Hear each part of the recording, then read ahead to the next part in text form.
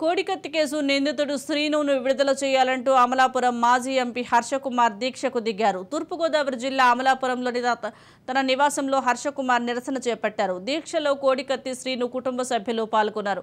తాను 5 ఏళ్లుగా విచారణ ఖైదీగా జైల్లో ఉన్నానని, తనకు జరిగిన అన్యాయాన్ని సుప్రీంకోర్టు సిజేఐ జస్టిస్ చంద్రచూడ్కు లేఖ రాసేందుకు అనుమతి ఇవ్వాలని ఎన్ఐఏ న్యాయస్థానాన్ని కోరారు.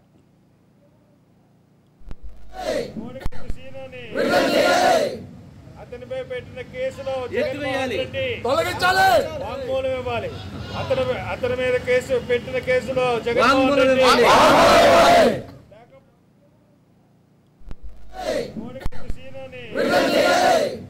అతనిపై పెట్టిన కేసులో జగన్మోహన్ రెడ్డి వాంగ్మూలం ఇవ్వాలి.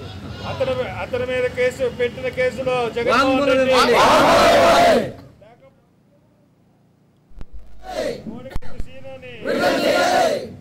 అతనిపై పెట్టిన కేసులో జగన్మోహన్ రెడ్డి వాంగ్మూలం ఇవ్వాలి. అతని మీద కేసు పెట్టిన కేసులో జగన్మోహన్ రెడ్డి